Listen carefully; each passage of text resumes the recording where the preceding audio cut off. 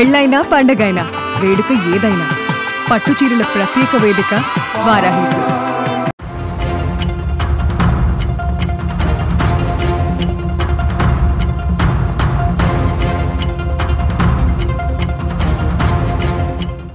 బ్రోకర్లను నమ్ముకుని విజయవాడ పెళ్లి సంబంధాలకు వస్తున్నారా? అయితే చాలా అలర్ట్గా ఉండాలి. ఎందుకంటే బ్రోకర్లను పట్టుకుంటే మీ పరిస్థితి ఎలా ఉంటుందంటే బయటికి చెప్పుకోలేక, అంటే కక్కలేక మెంగలేక ఉన్న పరిస్థితి ఉంటుంది కదా, అలా మారిపోతుంది. విజయవాడలో ఈ మధ్య బ్రోకర్లను నమ్ముకొని పెళ్లి సంబంధాలు చూసుకొని పెళ్ళిళ్ళు చేసుకుంటూ మోసపోతున్న వారి సంఖ్య పెరుగుతోంది. ఈ నేపథ్యంలో ఖచ్చితంగా బ్రోకర్ని నమ్ముకోకుండా స్వయంగా మీ చుట్టాల ద్వారా కానీ బంధువుల ద్వారా కానీ వచ్చి పెళ్లి సంబంధాలు చూసుకొని మాట్లాడుకుని మాత్రమే మీరు పెళ్లికి సిద్ధంగా. ఇదంతా ఎందుకు చెప్తానంటే, మొన్న రాత్రి విజయవాడలో ఒక వంటంలో ఒక కేసు నమోదైంది. ఆ కేసు వివరాలు చెప్పే ముందు ఒకసారి ఈ వీడియోని చూడండి. ఇక్కడికి ఒక అమ్మాయి ఉందని ఫోటో పంపించారు. మేము చూస్తాకు వచ్చాము. కృష్ణనగర్ అని అక్కడ ఒక దుక్కున ఫేక్ చేసి ఒక అమ్మాయిని ఒక తల్లిగా సృష్టించి చూపించారు. చూపించాక ఆధార్ కార్డు కాపుల అమ్మాయి అని చూపించారు మాకు ఫేక్ చేసి. 5వ తారీఖుని పెళ్ళయింది. అయాలా 50,000 ఇచ్చాము చూపించున్నాడు. మళ్ళీ 3,50,000 పెళ్ళైనాడు ఇచ్చాము. ఇలాగ మోసం చేసి అక్కడికి వెళ్ళాక మేము పెద్ద ఫంక్షన్ చేసాము. 10 లక్షలు ఖర్చు పెట్టి చేసి అన్నీ అయిపోయాక 3వ రోజుని పెద్దోళ్ళు చేద్దామని చేసాము. చేశాక నన్ను ముట్టుకోవద్దని పక్కిండింది. సర్లేని 2 రోజులు అడ్జస్ట్మెంట్ అయ్యాక ఏదో చేసుకుంటారులే అని మేము ఊరుకున్నాం. వెళ్ళిపోదామని ఎస్కోపోదామని చాలా ట్రై చేసింది. మేము అనుమానం వచ్చి అలాగే చూస్తూ ఉన్నాం. అందరూ కాపలా కాసుకుంటాను. ఒక కుర్రోడు వచ్చి అన్నగారని వచ్చాడు. ఆడు బోకరు ఒకడు వచ్చి ఆడు 3వ రోజున వచ్చేసాడు. ఇక్కడికి వచ్చేసాక 2 గంటలకి నాకు పెళ్ళి అయింది. 2 పిల్లలు ఉన్నారు. నా పిల్లలు ఏడుతున్నారు.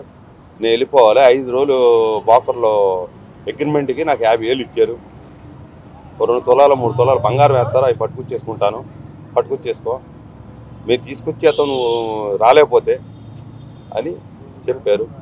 మేము ఇక్కడ తీసుకొచ్చాం. ఇప్పుడు పొద్దున్న తీసుకొచ్చాక ఆ బోకర్లు పట్టుకుంటే ఏం చేసుకుంటావో, కేసు పెట్టుకుంటావో, ఏం చేసుకుంటావో చేసుకో అన్నారు.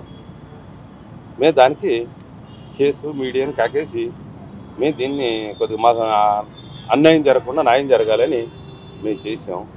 మాకు అయింది అన్యాయం ఇంకోళ్ళకి అవ్వకూడని మేము పోరాడుతున్నాం. దీన్ని భవానీ ఒక ఆవిడ, శాలిని ఒక ఆవిడ, అప్పారావు అని ఆటో తోలుతాడు, పార్వతి ఒక ఆవిడ.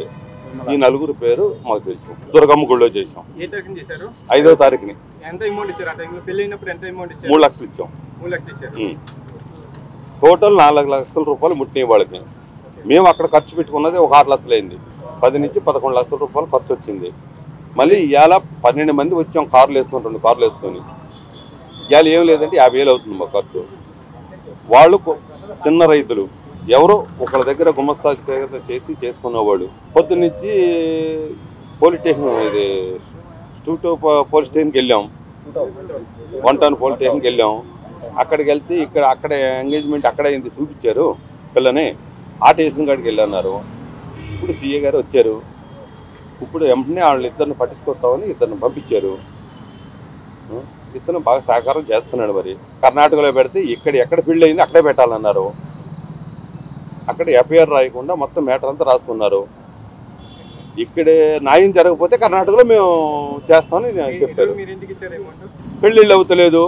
ఈ అమ్మాయి చూపించారు. మాకు ఇంటికాడ వాళ్ళ అమ్మకు బాగలేదు అని చెప్పారు. చెప్తే సర్లే అమ్మ బాబు బాగలేదు అంటున్నారు, అమ్మ బాగలేదు అంటున్నారు. సర్లే 2 లక్షలు పోతే పని ఆవిడకిద్దాం, 2 లక్షలు ఈ బోకర్లు చూపించిన వాళ్ళు తింటారని చేసాము. మేము ఒక 5 వచ్చాం, 6 వచ్చారు. ఇక్కడికి వచ్చి 2 రోజులు ఉండి చేసుకొని 5వ తారీఖున సాయంత్రం ట్రైన్కి వెళ్ళిపోయాం. 7వ తారీఖున అక్కడ ఫంక్షన్ పెట్టుకున్నాం. మేము 7వ తారీఖున ఫంక్షన్ అయిపోయాక 8వ తారీఖుని ఫస్ట్ నైట్ చేద్దామని చేసాము. ఇక్కడ మేము కర్ణాటక వచ్చాను. నాకు అడ్జస్ట్మెంట్ అవ్వలేదు. ఇది ఇంకో వారం దాకా నువ్వు 4 రోజుల దాకా నువ్వు నన్ను ముట్టుకోవద్దు అన్నది. ఈ కుర్రోడు సర్లే కర్ణాటక అతని నుంచి వచ్చింది. కర్ణాటకలో ఉన్న అమ్మాయి మరి అడ్జస్ట్మెంట్ అయ్యేదాకా మనం ఇచ్చేయకూడనేసి ఈ కుర్రోడు ఏం మాట్లాడలేదు. ఆ పిల్లకి ఏం కావాలో ఒక్క జత బట్టలు వేసి రాలేదు. మళ్ళీ ఒక 10,000 రూపాయలు బట్టలు తెచ్చారు అక్కడ అమ్మాయికి. అక్కడ కాటికలో తీసుకున్నాం. మా ఏరియాలో తీసుకొని బట్టలు కట్టి పెట్టాం. ఎస్కోపోదాం చాలా ట్రై చేసింది. పెళ్లి చేసిన ఆధారం విజయవాడ తీసుకొచ్చి మమ్మల్ని మోసం చేసే బ్రోకర్లందరూ కలిసి ఇక్కడ కృష్ణలంక ఏరియా తీసుకొచ్చి అమ్మాయి ఉందని మించి మమ్మల్ని మోసం చేశారు బ్రోకర్లందరూ కలిసి పెళ్లి చేసి మాది 5వ తారీఖు పెళ్ళి అయింది మాది. చూశారు కదా, కర్ణాటకకి సంబంధించిన ఒక వరుడికి సంబంధించిన బంధువులు మాట్లాడుతూ ఉన్నారు. ఆయన మాటల్లో చాలా స్పష్టంగా అర్థమవుతోంది. కర్ణాటకకి సంబంధించి 35 ఏళ్ల ఒక యువకుడు పెళ్ళిళ్ళు కావట్లేదని చెప్పి ఆంధ్రాలో ముఖ్యంగా విజయవాడలో తెలిసిన ఒక సంబంధం ఉందని చెప్పి నమ్మి ఇక్కడ దాకా వచ్చారు. అయితే అమ్మాయి చూడడానికి బాగుంది, అమ్మాయి తల్లికి ఆ అనారోగ్య సమస్య ఉంది కాబట్టి ఎవరైతే ఎదురు కట్నం ఇస్తారో ఆ కట్నం డబ్బులు తీసుకొని తల్లికి ఆపరేషన్ చేయించుకొని ఆ తర్వాత పెళ్లి చేసుకుంటారని చెప్పి నమ్మి నమ్మించి పెళ్లికి సిద్ధమయ్యారు. అయితే 35 ఏళ్ళ వయసు వచ్చింది కదా, ఇప్పుడు ఇంకా పెళ్ళి ఏమవుతుందిరా అని నమ్మి కర్ణాటకకి చెందిన అబ్బాయి విజయవాడ వచ్చి ఆ అమ్మాయికి అంటే ఎవరైతే బ్రోకర్లు నమ్మి వచ్చారో ఆ బ్రోకర్లకి 50,000 డబ్బులు ఇచ్చి పెళ్లి చూపులు అరేంజ్ చేసుకుని అలాగే 20 రోజుల తర్వాత ఈ పెళ్లికి సంబంధించిన ఏదైతే తతంగం ఉంటుందో ఆ తతంగం అంతా కంప్లీట్ చేసుకుని ఈ నెల 5వ తారీఖున దుర్గగుడిలో పెళ్లి చేసుకున్నారు. అది కూడా ఎవరో కాదు, అమ్మాయి తరఫున అన్నయ్య అని చెప్పే ఒక అబ్బాయి అలాగే 2 బ్రోకర్లు, వీళ్ళు మాత్రమే పెళ్లికి అటెండ్ అయ్యారు. అప్పుడు కూడా కనీసం వాళ్ళకి ఆలోచన రాలా, చుట్టాలు ఎవరు లేకుండా పెళ్ళి ఎలా చేస్తున్నారు ఆలోచన కూడా రాలేదు. అదేమనంటే తల్లిగా బాగాలేదని చెప్తున్నారు. సో పెళ్ళి అయిపోయిన తర్వాత అబ్బాయి కర్ణాటకకి తీసుకువెళ్ళాడు. అక్కడ రిసెప్షన్ పెట్టుకున్నారు. దాదాపు 1000 మందిని పిలిచారు రిసెప్షన్ కూడా. అంత భారీ ఎత్తున హడావుడంతా చేసుకున్నాడు. మొత్తం మీద 4 లక్షలు ఎదురు డబ్బులు ఇచ్చి అలాగే రిసెప్షన్కి ఒక 6 లక్షలు అంటే దాదాపుగా ఒక 10 లక్షలు ఖర్చు పెట్టి మొత్తం పెళ్లి తతంగం చేశాక ఏదైతే కార్యం ఉంటుందో ఆ కార్యం టైంలో ఆ అమ్మాయి దగ్గరికి రానివ్వలేదు. రీజన్ ఏంటి అంటే రకరకాల కారణాలు చెప్తూ తప్పించుకొచ్చింది. ఈలోపు అమ్మాయి వెంట వచ్చిన అన్నయ్య సైలెంట్గా అక్కడి నుంచి సైడ్ అయిపోయాడు. మరొక 50,000 కావాలి, అమ్మకి ఆపరేషన్ ఉందని చెప్పి 50,000 తీసుకుని సైడ్ అయిపోయాడు. విషయము తర్వాత రోజు ఏదైతే కార్యం జరిగిన తర్వాత రోజు అమ్మాయి చెప్పింది, వాస్తవంగా నేను ఒక అద్దెకి వచ్చాను, కేవలం 30,000కి 50,000కి అద్దెకి వచ్చాను, నాకు 30,000 చేతిలో పెట్టారని చెప్పి పెళ్లి కూతురు చెప్పింది. వాస్తవంగా అమ్మాయి పెళ్లి కూతురు కాదు, పిల్లల తల్లి. దాదాపు 2 పిల్లలు ఉన్నారు. అయితే 2 పిల్లలు ఉండి కూడా భర్త వదిలేశాడని చెప్పి ఇటువంటి కార్యక్రమాలన్నీ చేస్తున్నట్టుగా కూడా పోలీసుల దర్యాప్తులో తేలింది. మొత్తం మీద 4 లక్షలు ఎదురు ఇచ్చి మోసపోయిన బాధితుడు ప్రస్తుతం ఇప్పుడు 1 టౌన్ పోలీస్ స్టేషన్ చుట్టూ తిరుగుతున్న పరిస్థితి. పోలీసులు అయితే కంప్లైంట్ని తీసుకున్నారు, ఎంక్వైరీ చేస్తున్నారు.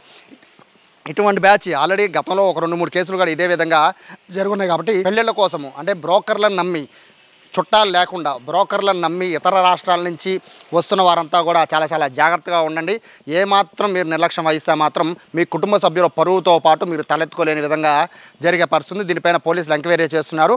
పిల్లల తల్లి ఉండి ఆ అమ్మాయికి 50,000కి అద్దెకి ఆ పెళ్లి కూతురుని తీసుకొచ్చి పెళ్ళిళ్ళు కూడా చేసేసి 4 లక్షలతో ఓడాయించిన ఆ 4 పైన అయితే ప్రస్తుతం పోలీసులు నిఘా పెట్టారు. వాళ్ళ కోసం ఎంక్వైరీ చేసి వాళ్ళ కోసం వెతుకులాడుతున్నారు. అలాగే పిల్లల తల్లైన ఈమె కూడా నాకేమీ తెలియదు, నాకు 50,000 ఇస్తా అన్నారు, ఒక పెళ్ళి అని చెప్పారు, ఒక డ్రామా అని చెప్పారని చెప్పి ఈవిడ చెప్తుంది. సో ఫైనల్గా అయితే బాధితుడైతే లబోదిబోం అంటున్నాడు. చుట్టాల ముందు తలెత్తుకోలేని పరిస్థితుల్లో బాధితుడు ఉన్నారు. ఇటువంటి వారి పట్ల అప్రమత్తంగా ఉండాలని విజయవాడ పోలీసులు చెప్తున్నారు.